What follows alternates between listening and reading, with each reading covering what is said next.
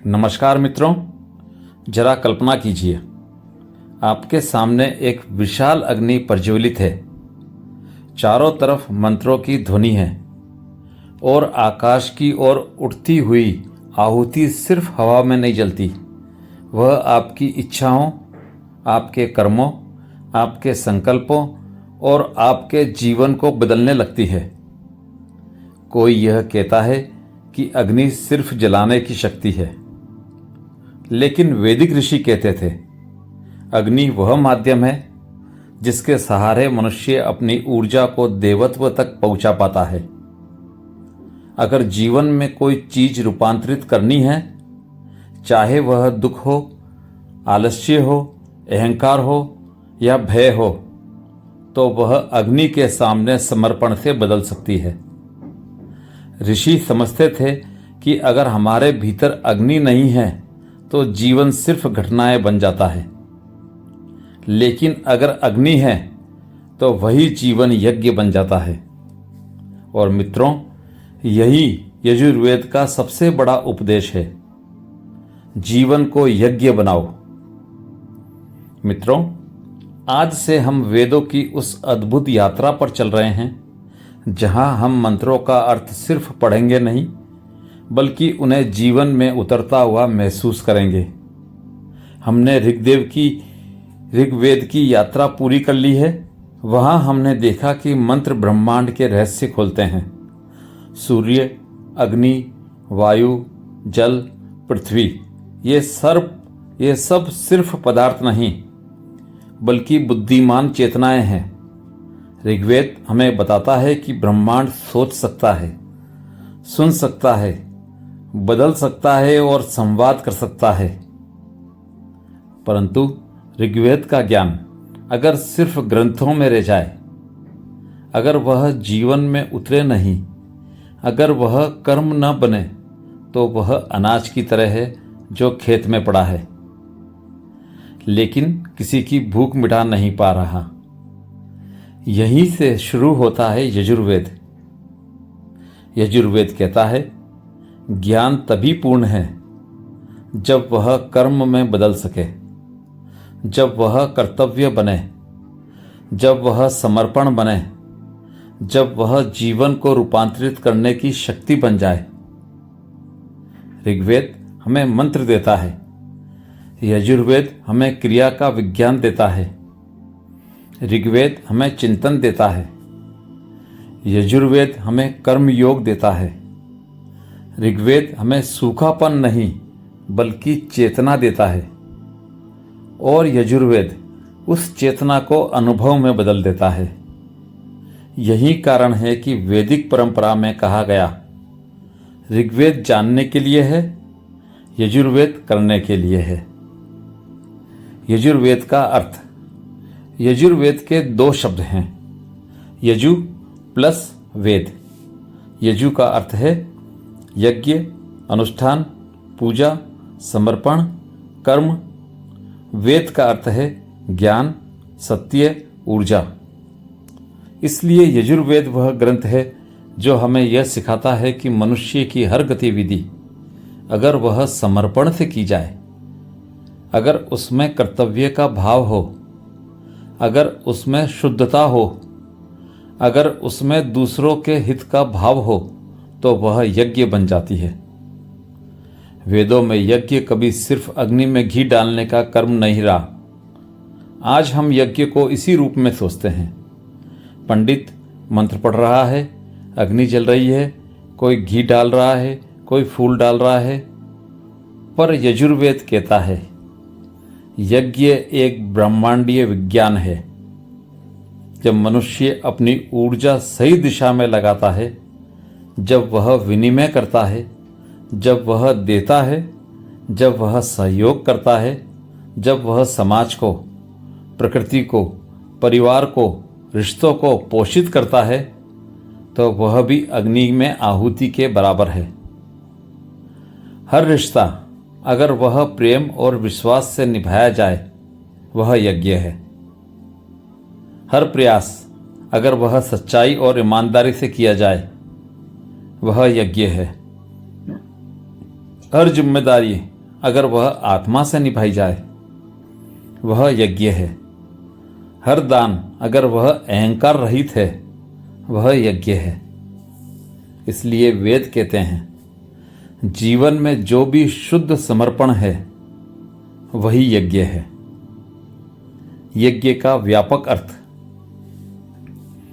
यजुर्वेद में यज्ञ केवल धार्मिक क्रिया नहीं बल्कि ऊर्जा का विज्ञान है। अगर प्रकृति कुछ देती है तो उसे कुछ मिलता भी है। ब्रह्मांड में कोई ऊर्जा बर्बाद नहीं होती। वह हर जगह घूमती है, बदलती है, रूपांतरित होती है और संतुलन बनाती है। सूर्य ऊर्जा देता है, पृथ्वी उसे भोजन में बदलती है, वृक्ष उसे छाया में बदलते हैं, बादल उसे वर्षा में बदलते हैं, मनुष्य उस भोजन को जीवन में बदलता है। यह सब मिलकर एक यज्ञ है।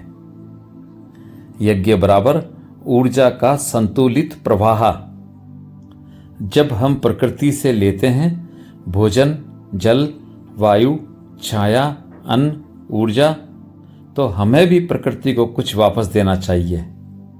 यही यज्ञ का धर्म है। प्रकृति का धर्म है देना, पोषण करना, सहारा देना और मनुष्य का धर्म है लौटाना। यजुर्वेद कहता है संयम ही यज्ञ है, दान ही यज्ञ है, सहयोग ही यज्ञ है, सद्भावना ही यज्ञ है, कर्तव्य ही यज्ञ है। इसलिए यजुर्वेद का संदेश धार्मिक नहीं बल्कि ब्रह्मांडीय नैतिकता है। अग्नि का रहस्य। यजुर्वेद में अग्नि कोई प्रतीक मात्र नहीं है। अग्नि वह शक्ति है जो परिवर्तन करती है। भोजन को शरीर में बदलना, कच्ची धातु को सोने में बदलना, बीज को वृक्ष में बदलना, अनुभव को समझ में बदलना, यह सब अग्नि है। प्रत्यक्ष अग्नि केवल आग नहीं, आंतरिक अग्नि भी है। इच्छा की अग्नि, प्रेम की अग्नि, साहस की अग्नि, तपस्या की अग्नि, समर्पण की अग्नि, ज्ञान की अग्नि, कर्तव्य की अग्नि। जब हम आलस्य को पराजित करते हैं यह आंतरिक अग्नि है। जब हम दुख को ऊर्जा में बदलते हैं यह अग्नि है। जब हम अपने अहंकार को छोड़ देते हैं यह अग्नि है। जब हम किसी रिश्ते को ईमानदारी से निभाते हैं यह अग्नि है। यजुर्वेद कहता है अग्नि रूपांतरण का विज्ञान है। समूह यज्ञ। यजुर्वेद सामूहिक यज्ञ पर बहुत जोर देता है। ब्रह्मांड का सिद्धांत ही सामूहिकता है। एक वृक्ष स्वयं भोजन नहीं बना सकता। सूर्य, जल, मिट्टी, वायु, रात्रि, जीवाणु सब मिलकर भोजन उत्पन्न करते हैं। इसी तरह एक समाज तभी जीवित रहता है जब सब मिलकर अपना अपना धर्म निभाते हैं। यजुर्वेद कहता है जिस समाज में हर व्यक्ति अपना धर्म निभाता है वह समाज यज्ञ के समान है। माता का धर्म बच्चों को पोषण देना, पिता का धर्म सुरक्षा देना, शिक्षक का धर्म ज्ञान देना, व्यापारी का धर्म ईमानदारी से व्यापार करना, डॉक्टर का धर्म सेवा करना, यह सब मिलकर महायज्ञ बनाता है। यजुर्वेद का समाज केवल एक व्यवस्था नहीं, वह ऊर्जा का प्रवाह है। समाज तभी स्वस्थ है जब उसका कर्म स्वस्थ है। अगर समाज में कर्म नहीं, कर्तव्य नहीं, दान नहीं, सहयोग नहीं, तो वह समाज जड़ हो जाता है। धर्म का अर्थ। यजुर्वेद धर्म को किसी संप्रदाय के नियमों में नहीं बांधता। धर्म बराबर जिम्मेदारी। सृष्टि का धर्म है पोषण, सूर्य का धर्म है प्रकाश देना, पृथ्वी का धर्म है सहारा देना, नदी का धर्म है प्यास बुझाना, माता का धर्म है बच्चों को रक्षा देना, गुरु का धर्म है ज्ञान देना, मनुष्य का धर्म है कर्तव्य निभाना। यजुर्वेद कहता है धर्म कोई किताब नहीं, धर्म जीवन का स्वाभाविक संतुलन है। जीवन बराबर महायज्ञ। यजुर्वेद का सबसे शक्तिशाली वाक्य यही है, जीवन स्वयं यज्ञ है।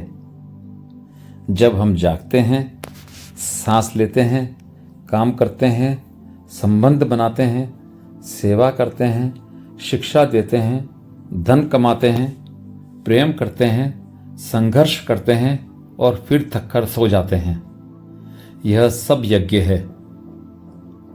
जीवन तभी सुंदर है जब वह केवल लेता नहीं, कुछ लौटाता भी है।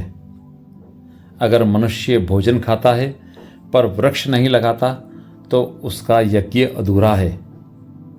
अगर मनुष्य प्रकृति का सम्मान नहीं करता तो उसका यज्ञ अधूरा है। अगर मनुष्य ज्ञान सीखता है लेकिन दूसरों को नहीं सिखाता तो उसका यज्ञ अधूरा है। अगर मनुष्य प्रेम पाता है पर प्रेम लौटाता नहीं तो उसका यज्ञ अधूरा है। यजुर्वेद हमें यह समझ देता है, यज्ञ देने का विज्ञान है और देने से ही ब्रह्मांड का संतुलन बनता है। यजुर्वेद हमें यह भी सिखाता है कि मनुष्य का जीवन केवल उसका निजी जीवन नहीं है, उसके कर्म केवल उसके शरीर तक सीमित नहीं है।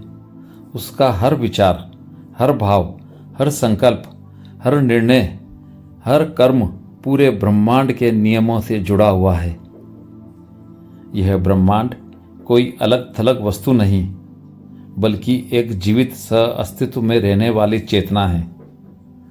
इसलिए मनुष्य का कोई भी काम, कोई भी भावना, कोई भी संकल्प कभी अकेला नहीं होता।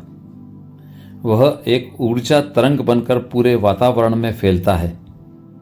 लोग समझते हैं कि सिर्फ बोलने से ही शब्द बाहर जाते हैं, लेकिन यजुर्वेद कहता है कि हमारी हर भावना भी एक ऊर्जा है जो तरंग के रूप में बाहर जाती है और अपने समान ऊर्जा से जुड़ती है। इसलिए ऋषि कहते थे कि अगर आपका कर्म शुद्ध है तो केवल समाज ही लाभान्वित नहीं होता, बल्कि प्रकृति भी लाभान्वित होती है। अगर आपका कर्म गलत है तो केवल आप नहीं, वातावरण भी असंतुलित होता है। यह कोई धार्मिक कल्पना नहीं थी, बल्कि ऊर्जा के प्राकृतिक नियमों की व्याख्या थी। मानव इतिहास में यह विचार पहली बार इतने स्पष्ट और वैज्ञानिक रूप में यजुर्वेद ने दिया। यजुर्वेद के अनुसार यज्ञ केवल अग्नि में घी डालना नहीं है, बल्कि शुद्ध संकल्प डालना है। अग्नि में दिया गया घी केवल प्रतीक है, असली आहुति अंदर दी जाती है। जब मनुष्य अपने भीतर नकारात्मकताओं को छोड़ता है तो वह भी आहुति है। जब वह सत्य को अपनाता है तो वह भी आहुति है। जब वह अपने स्वार्थ को छोड़कर सामूहिक हित के लिए काम करता है तो वह भी यज्ञ है। इसलिए यजुर्वेद कर्म को पूजा का रूप देता है। जीवन में सबसे कठिन आहुति कौन सी है? गुस्सा छोड़ देना, अहंकार छोड़ देना, अपना लोभ जलाकर दान में बदल देना, अपनी कड़वाहट को प्रेम में बदल देना, अपनी जड़ता को सेवा में बदल देना, अपनी ईर्ष्या को समर्पण में बदल देना। यजुर्वेद कहता है यही सबसे शक्तिशाली यज्ञ है। अग्नि बाहर पदार्थ बदलती है, समर्पण भीतर मनुष्य बदलता है। यजुर्वेद कहता है कि अगर मनुष्य केवल बाहरी यज्ञ करता रहा लेकिन उसके भीतर ईर्ष्या, क्रोध, लोभ, स्वार्थ, दिखावा, हिंसा, छल या संताप बना रहा तो कोई बाहरी आहुति उसे नहीं बचा पाएगी। बाहरी यज्ञ का उद्देश्य है भीतर की अग्नि को प्रज्वलित करना।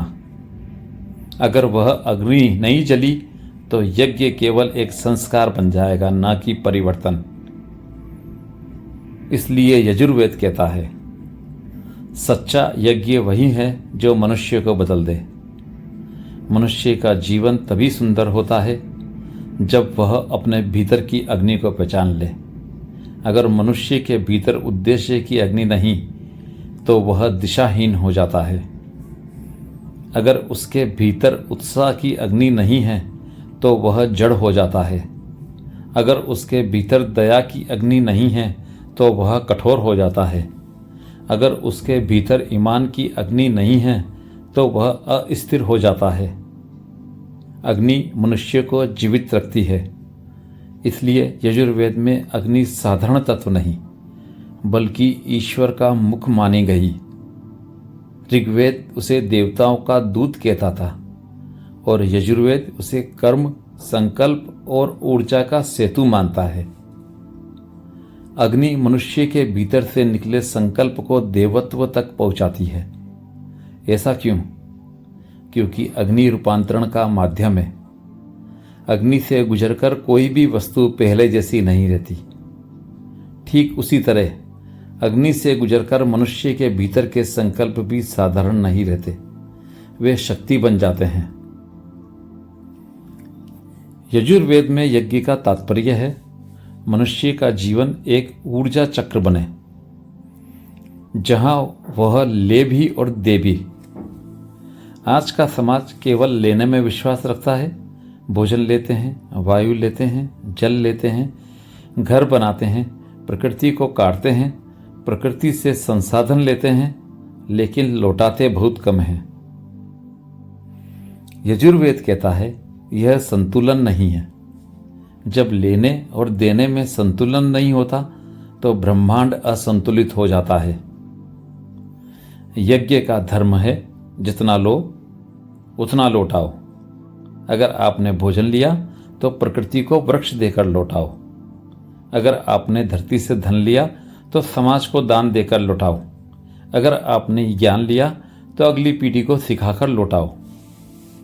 अगर आपने प्रेम लिया तो प्रेम लौटाओ। अगर आपने संरक्षण पाया तो किसी और को संरक्षण दो। यजुर्वेद हमें यह अद्भुत समझ देता है, जीवन में हम सिर्फ उपभोक्ता नहीं, हम भी स्रोत हैं। हमारे भीतर भी ऊर्जा है, क्षमता है, देने की शक्ति है।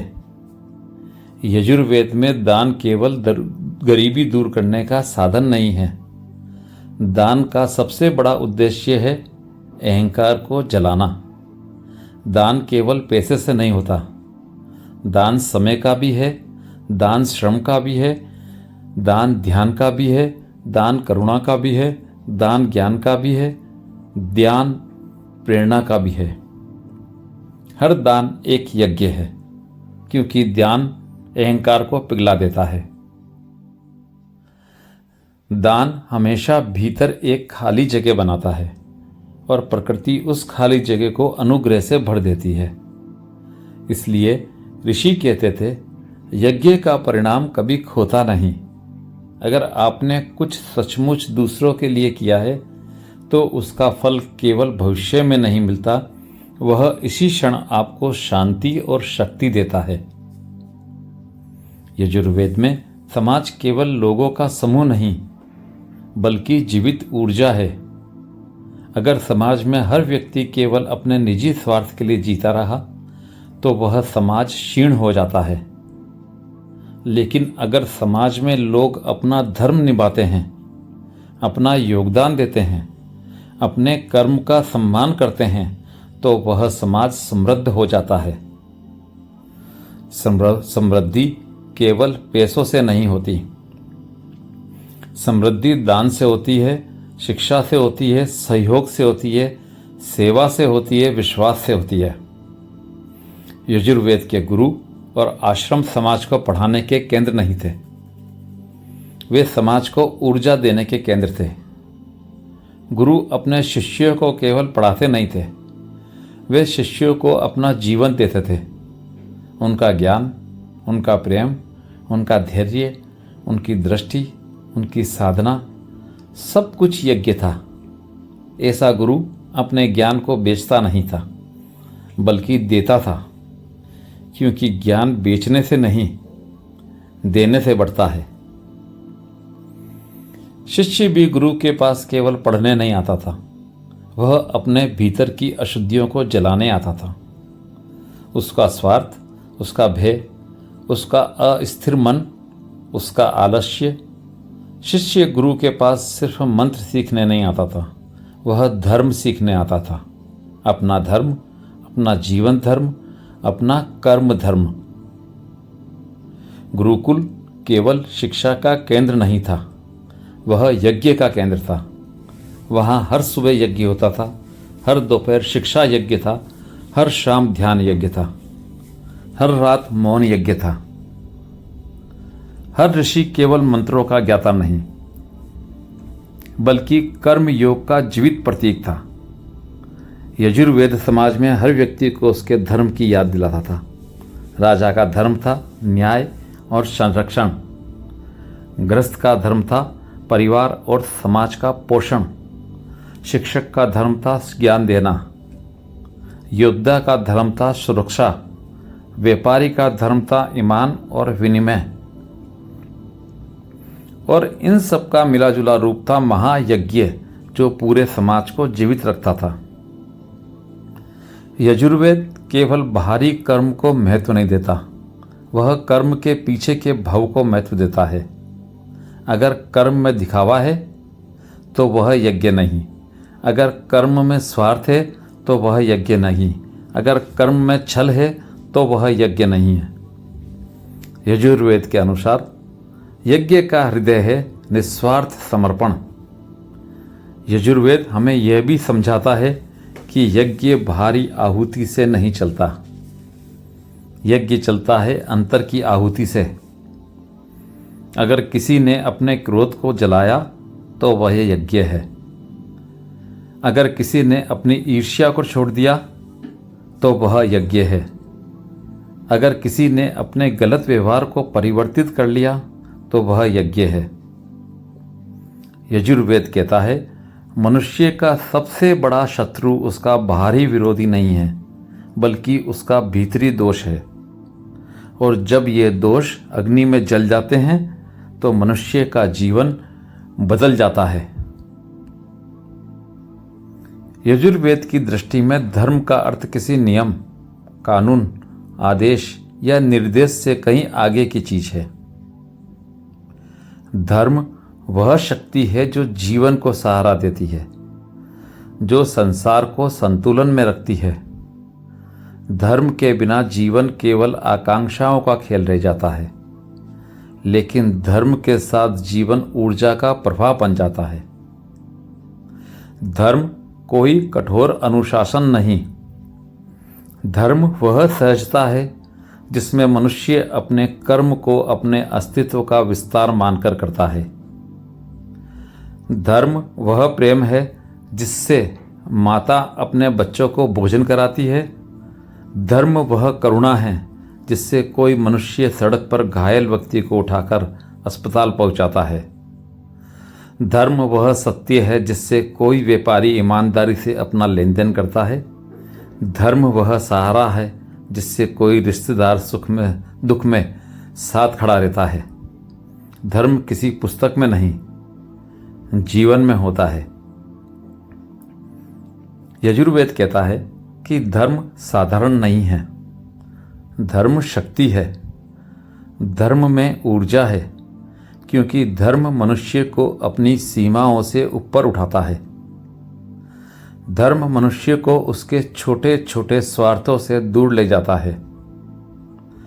धर्म मनुष्य को अपने भीतर एक ऐसी जगह पहुंचा देता है जहां वह केवल अपने बारे में नहीं सोचता, बल्कि अपने कर्म के प्रभाव को समझता है।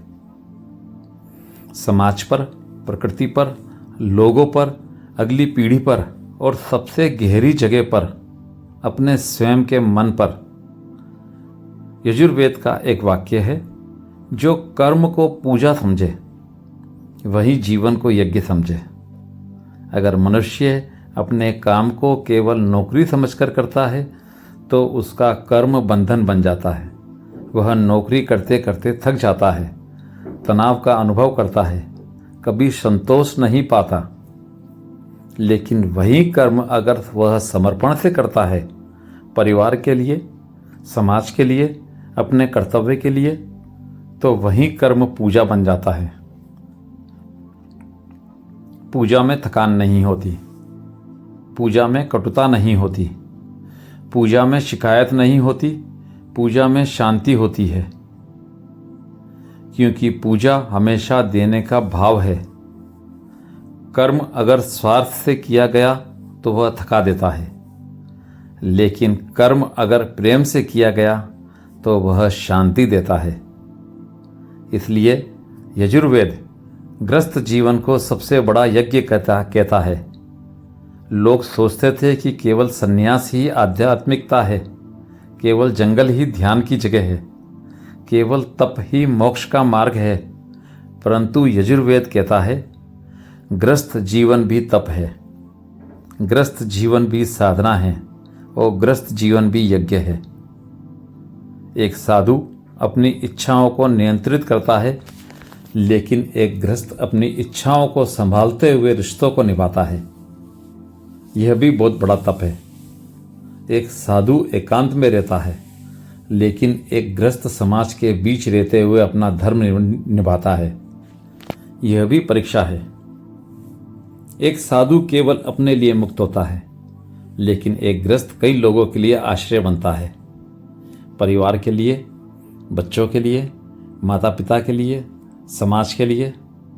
गृहस्थ के जीवन में प्रेम, सहिष्णुता, करुणा, सहयोग, त्याग, यह सब प्राकृतिक रूप से आते हैं और यह सब यजुर्वेद में यज्ञ हैं। यजुर्वेद कहता है कि मनुष्य का जीवन जिम्मेदारी के अधूरा है। मनुष्य का जीवन बिना जिम्मेदारी के अधूरा है। जिम्मेदारी ही जीवन को अर्थ देती है। जिम्मेदारी ही जीवन को दिशा देती है। अगर कोई मनुष्य जिम्मेदारी से भागता है तो वह केवल स्वयं से भाग रहा है, लेकिन जब कोई मनुष्य जिम्मेदारी स्वीकार करता है तो उसकी आत्मा मजबूत होती है। जिम्मेदारी कभी बोझ नहीं होती। जिम्मेदारी अवसर है जीवन को जीने का, जीवन को देने का, जीवन को सार्थक बनाने का। यजुर्वेद जिम्मेदारी को धर्म कहता है। जब परिवार एक दूसरे के लिए जीता है तो वह परिवार स्वयं एक यज्ञ बन जाता है। हर रिश्ते में दान है, हर रिश्ते में प्रेम है, हर रिश्ते में अपेक्षा से अधिक देने की शक्ति है। रिश्ता तभी सुंदर बनता है जब देने का भाव मौजूद हो। अगर परिवार में हर व्यक्ति केवल लेने के बारे में सोचे, यह मुझे क्यों करना चाहिए, यह मेरे लिए क्या करेगा, यह मेरा फायदा क्या, यह मुझे क्या मिलेगा, तो परिवार जड़ हो जाता है। लेकिन अगर परिवार में लोग पूछें मैं क्या दे सकता हूँ, मैं किसका सहारा बन सकता हूँ, मैं किसकी मदद कर सकता हूँ, तब परिवार प्राणवान हो जाता है। उसी क्षण वह एक यज्ञ में बदल जाता है। यजुर्वेद की अद्भुत बात यह थी कि वह समाज को ऊर्जा के प्रवाह रूप में देखता था। समाज कोई भीड़ नहीं, समाज ऊर्जा का विनिमय है। हर व्यक्ति अपने कर्म से ऊर्जा दे रहा है और समाज से ऊर्जा ले रहा है। जैसे नदी बहती है, वैसे ही समाज में भाव, प्रेम और दान बहता है। अगर यह प्रवाह रुक जाए, अगर समाज में लोग केवल अपने बारे में सोचना शुरू कर दें तो समाज बंजर हो जाता है। लेकिन अगर समाज में लोग सहयोग देना शुरू कर दें तो समाज हरा भरा हो जाता है। यजुर्वेद हमें यह सिखाता है कि मनुष्य अकेला नहीं जीता। मनुष्य हमेशा किसी ऊर्जा प्रवाह में जीता है। वह अपने माता पिता से ऊर्जा लेता है, अपने बच्चों को ऊर्जा देता है, अपने मित्रों से ऊर्जा लेता है, अपने रिश्तों को ऊर्जा देता है। वह धरती से ऊर्जा लेता है, धरती को दान देता है। वह समाज से सुरक्षा पाता है, समाज को नैतिकता देता है।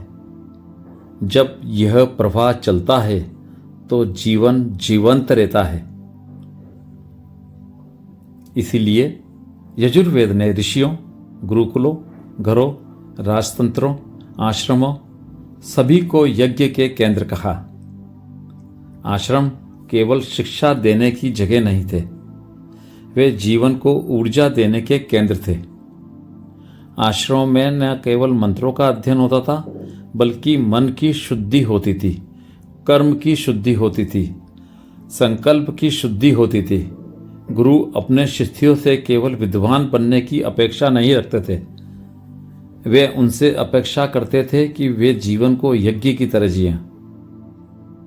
एक गुरु यज्ञ करता रहा, लेकिन वह केवल अग्नि में घी नहीं डालता था, वह शिष्य के मन में सत्य का दीपक जलाता था। वह उसके भीतर की भ्रम को जलाता था, वह उसके भीतर की बेचैनी को शांत करता था। वह शिष्य को कर्म योग सिखाता था। उसकी हर शिक्षा शिष्य के जीवन में उतरती थी। उसी क्षण गुरुकुल एक यज्ञ बन जाता था। शिष्य भी गुरु को केवल भौतिक आदर नहीं देता था, वह अपना समर्पण देता था। उसका समर्पण भी यज्ञ था। गुरु का ज्ञान भी यज्ञ था। शिक्षा का भ्रम, शिष्य का श्रम, उसकी सेवा, उसका अनुशासन, सब यज्ञ बन जाते थे। यजुर्वेद कहता है, जहां दो लोग अहंकार छोड़कर सीखने और देने का संबंध बनाते हैं, वहां यज्ञ की अग्नि जलती है। यजुर्वेद में नियम केवल बाहरी नियम नहीं थे, नियम जीवन को संतुलित करने के सिद्धांत थे। नियम मनुष्य के लिए बंधन नहीं, स्वतंत्रता थे। नियम मनुष्य को उसकी कमजोरी से बचाते थे, जैसे समय पर उठना, समय पर काम करना, वचन निभाना, मीठे व्यवहार में रहना, मन को संयमित रखना, क्रोध पर नियंत्रण, लोभ पर नियंत्रण, इंद्रियों के पीछे नहीं भागना। यह सब यज्ञ है, क्योंकि यह सब मनुष्य की ऊर्जा को बिखेरने से रोकते हैं। यजुर्वेद कहता है कि मनुष्य का सबसे बड़ा शत्रु बाहरी नहीं, आंतरिक है। बाहरी समस्याएं तो अल्पकालिक हैं, कभी धन की समस्या, कभी समय की, कभी संबंधों की। ये सब परिस्थितियां हैं और परिस्थितियां हमेशा बदलती रहती हैं। लेकिन आंतरिक शत्रु जैसे आलस्य, भ्रम, ईर्ष्या, असत्य, कड़वाहट, क्रोध, ये जीवन को नष्ट करते हैं। जब तक ये अग्नि में नहीं जलते, तब तक कोई भी बाहरी यज्ञ मनुष्य को मुक्त नहीं कर सकता।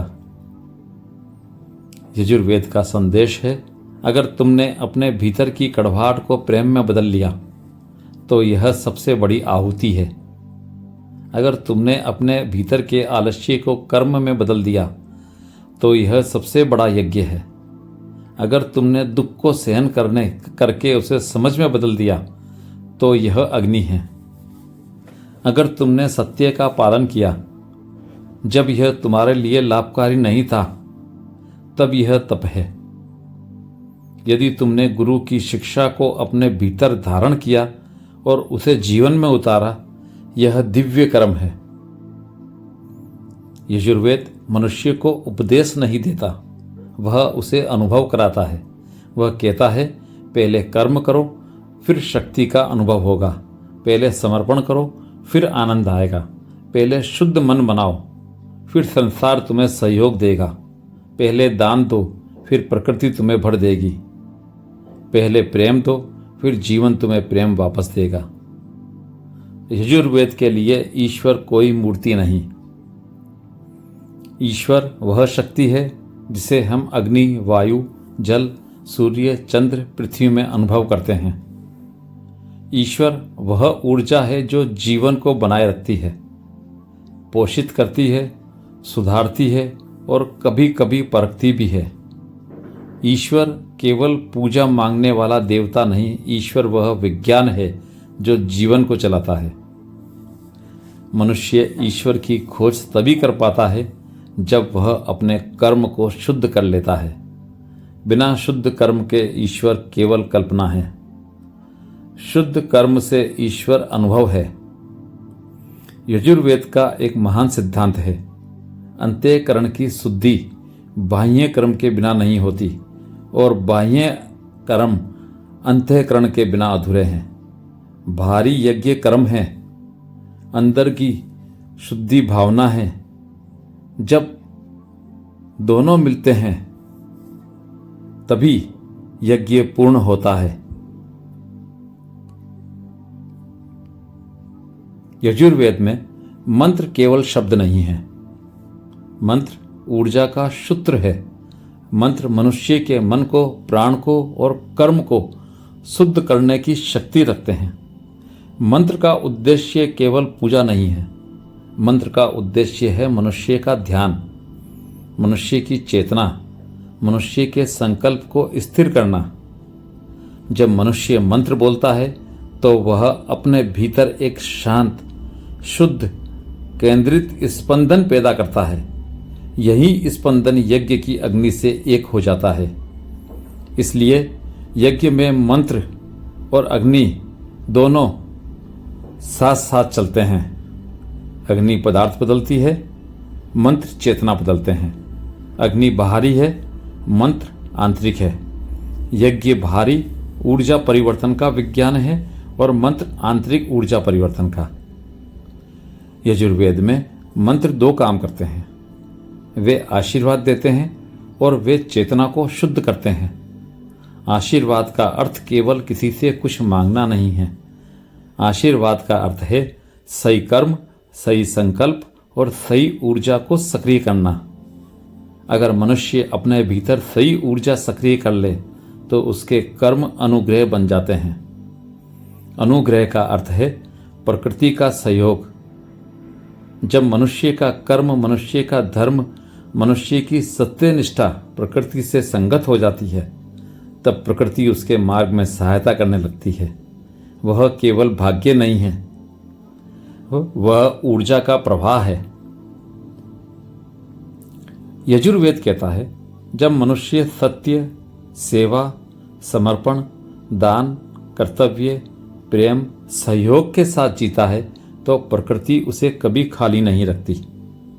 प्रकृति उसे वह ऊर्जा देती है जो उसे अपने कर्म को पूरा करने के लिए चाहिए। जो लोग अपने जीवन में निष्कपट कर्म करते हैं, उन्होंने यह देखा है कि कभी कभी बिना किसी अपेक्षा के, बिना किसी योजना के, किसी कठिन परिस्थिति में अचानक कोई सहायता आ जाती है, कोई मित्र आ जाता है, कोई संसाधन उपलब्ध हो जाता है, कोई अवसर खुल जाता है। यह अनुग्रह है, यह भाग्य नहीं। यह उस कर्म का परिणाम है जिसने भीतर की अग्नि को जीवित रखा। यजुर्वेद में गुरु और शिष्य का संबंध भी एक यज्ञ है। गुरु केवल ज्ञान देने वाला नहीं है, गुरु चेतना का पोषक है। गुरु शिष्य के भीतर उद्देश्य पैदा करता है, दिशा देता है, अनुशासन देता है और उसे उस ऊर्जा से जोड़ता है जिसे शिष्य स्वयं महसूस नहीं कर पाता। गुरु शिष्य के भीतर जो अग्नि जलाता है वही जीवन बदलने की अग्नि है। यजुर्वेद कहता है गुरु ज्ञान नहीं देता, गुरु जीवन देता है। ज्ञान केवल सूचना है, जीवन परिवर्तन है। गुरु शिष्य के भीतर उस परिवर्तन को संभव बनाता है जो केवल सोच से नहीं बल्कि साधना से आता है। गुरु शिष्य को केवल मंत्र सिखाता नहीं बल्कि उसके भीतर मंत्र को सचेत करता है। मंत्र केवल वे शब्द नहीं जो बोल दिए जाएं। मंत्र वह स्थिति है जिसमें शब्द जीवित हो जाते हैं। जब शिष्य मंत्र पाठ करता है तो उसे केवल उच्चारण नहीं करना चाहिए बल्कि उसे अपनी चेतना में धारण करना चाहिए। मंत्र का प्रभाव तभी होता है जब मन शांत हो, अग्नि प्रज्वलित हो और कर्म शुद्ध हो। यजुर्वेद कहता है मंत्र तभी शक्तिशाली हैं जब मनुष्य का अंतःकरण शुद्ध हो।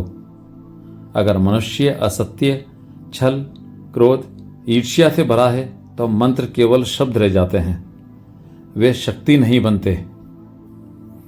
यजुर्वेद में शक्ति का अर्थ है संकल्प की शक्ति, कर्म की शक्ति और चेतना की शक्ति। कोई भी मनुष्य केवल इच्छा करने से शक्तिशाली नहीं बनता। कोई भी मनुष्य केवल सफलता के सपने देखने से सफल नहीं होता। कोई भी मनुष्य केवल पुस्तकों का अध्ययन करने से ज्ञानी नहीं बनता। शक्ति तभी आती है जब मनुष्य कर्म को निरंतर, नियमित, ईमानदारी और निष्ठा से निभाता है। यजुर्वेद हमें यह सिखाता है, मनुष्य का जीवन बाहर से जितना जटिल लगता है, भीतर से उतना सरल है। भीतर केवल एक प्रश्न है, क्या मैं अपने कर्म को निष्ठा से कर रहा हूँ? अगर मैं अपने कर्म को पूरा कर रहा हूँ, अगर मैं अपने धर्म को निभा रहा हूँ, अगर मैं समाज से ले रहा हूँ और समाज को वापस दे रहा हूँ, अगर मैं अपने परिवार के प्रति समर्पित हूँ, अगर मैं अपने भीतर के दोषों को अग्नि में डाल रहा हूँ, अगर मैं अपनी इंद्रियों पर नियंत्रण रख रहा हूँ, तो जीवन सहज है। अगर मैं जिम्मेदारी से भाग रहा हूँ, अगर मैं केवल अपनी इच्छाओं का पीछा कर रहा हूँ, अगर मैं केवल लेने में लगा हूँ, तो जीवन कठिन हो जाता है। यजुर्वेद का एक अत्यंत गहरा संदेश है, कर्म जीवन को सुरक्षित करता है। लोग जीवन की सुरक्षा धन से जोड़ते हैं, संबंधों से जोड़ते हैं, सत्ता से जोड़ते हैं, लेकिन यजुर्वेद कहता है सुरक्षा का सबसे बड़ा आधार है कर्म। जो मनुष्य अपने कर्म को निभाता है वह कभी अंदर से असुरक्षित नहीं रहता। कर्म उसे आत्मविश्वास देता है, शक्ति देता है, स्थिरता देता है। कर्म उसे यह अनुभव कराता है कि वह प्रकृति का एक अंग है और प्रकृति उसका सहारा है। कर्म का धर्म ही है सहयोग। कर्म करने वाला व्यक्ति कभी अकेला नहीं होता, क्योंकि उसका कर्म संसार में ऊर्जा डाल रहा होता है, दया की, सत्य की, सहानुभूति की, उपयोगिता की। यजुर्वेद हमें यह भी बताता है कि मनुष्य का चरित्र सबसे बड़ा यज्ञ है। चरित्र वह ऊर्जा है जो मनुष्य के चेहरे से, उसके व्यवहार से, उसके शब्दों से, उसके निर्णयों से बाहर आती है। कोई मनुष्य केवल इसलिए महान नहीं बनता कि उसने बहुत पढ़ लिया है या उसने किसी बड़े पद को प्राप्त कर लिया है। मनुष्य महान तब बनता है जब उसका चरित्र महान होता है। चरित्र एक स्थायी अग्नि है जो मनुष्य के भीतर तिल तिल जलती रहती है। यह अग्नि तब से बनती है, तब से तात्पर्य है मनुष्य की वह क्षमता जिससे वह सुविधाओं, प्रलोभनों, आलस्य, भ्रम, क्रोध, ईर्ष्या और असत्य से ऊपर उठ सके। हर बार जब कोई मनुष्य अपने भीतर की किसी छोटी कमजोरी को जीत लेता है, वह तब करता है। हर बार जब वह सही रास्ता चुनता है, भले ही गलत रास्ता अधिक सुविधाजनक हो, वह तब करता है। यही तब चरित्र को जन्म देता है। चरित्र किसी जन्मजात वस्तु नहीं, चरित्र वह है जिसे मनुष्य यज्ञ की तरह निर्मित करता है। चरित्र कोई दिखावा नहीं। चरित्र का अर्थ है कि मनुष्य का आंतरिक सत्य वही है जो उसका बाहरी आचरण है। किसी को धोखा दिए बिना, किसी से छिपाए बिना अपने कर्म को शुद्ध रखकर जीना, यही चरित्र है। चरित्र वह यज्ञ है जिसमें मनुष्य अपने मन की गलत प्रवृत्तियों, गलत आदतों, गलत इच्छाओं को अग्नि में डाल देता है। जो मनुष्य ऐसा कर पाता है उसका जीवन स्वयं एक आशीर्वाद बन जाता है। यजुर्वेद का अगला संदेश यह है कि शांति बिना कर्म के नहीं मिलती। लोग सोचते हैं कि शांति ध्यान से मिलेगी, ध्यान जंगल में मिलेगा या ध्यान किसी मंत्र से मिलेगा। यह आंशिक सत्य है। ध्यान मन को स्थिर करता है, मंत्र ऊर्जा को शुद्ध करता है, एकांत मन को शांत करता है। लेकिन अगर मनुष्य अपने कर्म, धर्म, अपने दायित्व से भागता है तो कोई भी ध्यान शांति, स्थायी शांति नहीं देगा। कर्म के बिना ध्यान केवल पलायन है। ध्यान तभी दिव्य बनता है जब वह कर्म से जुड़ा हो। ध्यान कर्म को शक्ति देता है और कर्म ध्यान को अर्थ देता है। यजुर्वेद कहता है कर्म बंधन नहीं है, कर्म मुक्ति है। बंधन कर्म से नहीं, कर्म के पीछे के भाव से आता है। अगर मनुष्य स्वार्थ के साथ कर्म करता है तो कर्म उसे बांधता है। अगर मनुष्य लालच के साथ कर्म करता है तो कर्म उसे तनाव देता है। अगर मनुष्य दिखावे से कर्म करता है तो कर्म उसे थका देता है, लेकिन वही कर्म अगर समर्पण से किया गया, दूसरों के लिए, परिवार के लिए, समाज के लिए, धर्म के लिए, प्रेम के लिए, तो वही कर्म मुक्ति बन जाता है। कर्म तभी मुक्ति है जब उसमें अहंकार नहीं है। अहंकार कर्म को श्रम बना देता है, समर्पण कर्म को साधना बना देता है। यजुर्वेद की सबसे सुंदर बात यह है कि मनुष्य को यह विश्वास देता है कि जीवन में कोई भी कार्य छोटा नहीं है। अगर किसी ने घर संभाला, परिवार संभाला, बच्चों को शिक्षा दी, माता पिता की सेवा की, रिश्तों को निभाया, यह सब यज्ञ है। खेत जोतना यज्ञ है, पढ़ाना यज्ञ है, इलाज करना यज्ञ है, व्यापार ईमानदारी से करना यज्ञ है, सैनिक का सेवा करना यज्ञ है, किसान का भोजन उगाना यज्ञ है। हर कर्म अगर वह समर्पण से किया जाए तो वह पूजा है।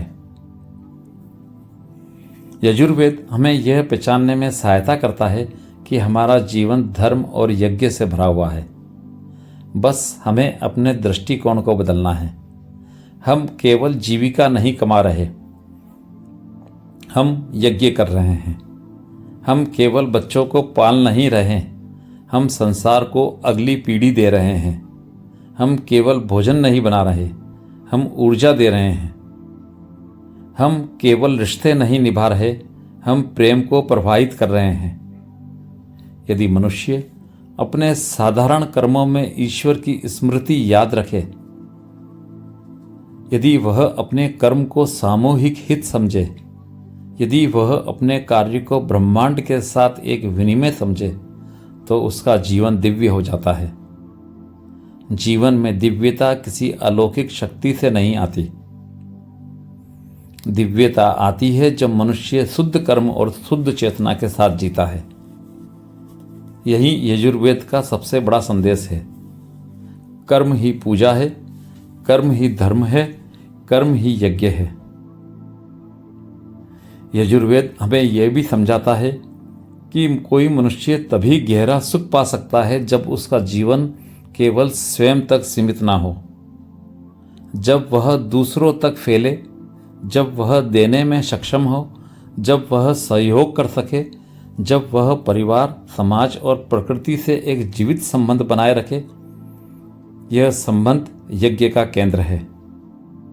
मनुष्य अकेला नहीं, मनुष्य ब्रह्मांड का एक अंग है। मनुष्य का सुख, मनुष्य की शांति, मनुष्य की समृद्धि, यह सब तभी है जब वह स्वयं को ब्रह्मांड से अलग न समझे, जब वह जीवन को एक यज्ञ की तरह जीना शुरू करता है, तब हर दिन अर्थपूर्ण हो जाता है। यजुर्वेद कहता है, जो जीवन देता है वही जीवन पाता है। प्रकृति लेने वालों को नहीं, देने वालों को याद रखती है। यह यात्रा आपको कैसी लगी कमेंट करके बताएं। अच्छी लगी हो तो सब्सक्राइब करें, लाइक करें और शेयर करें। धन्यवाद।